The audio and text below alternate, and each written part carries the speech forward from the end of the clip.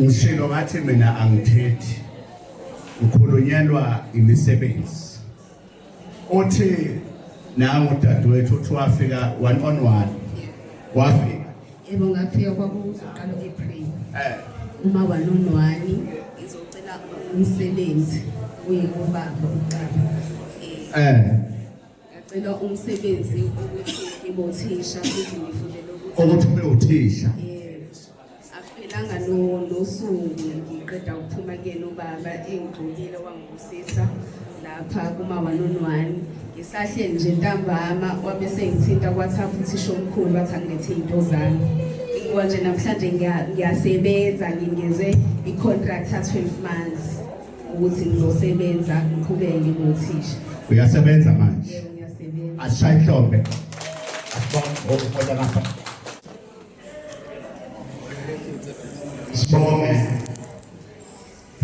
Bakade ngimana ngimamele.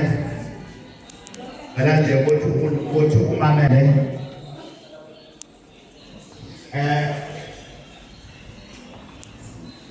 Abantu bakude kakhulu.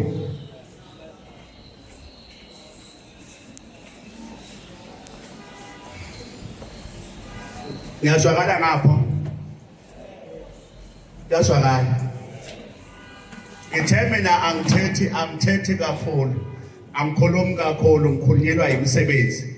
Nangu udadewethu lapha uthi wafika 1-on-1 angithi yebo baba kafika kuma 1-on-1 kuzoqala April.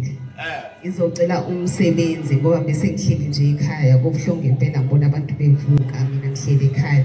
Ngase ngacela ke kuba umprofessor ngebisini yakhe ukuthi ke ngithola umsebenzi ukuba uthisha engofundile.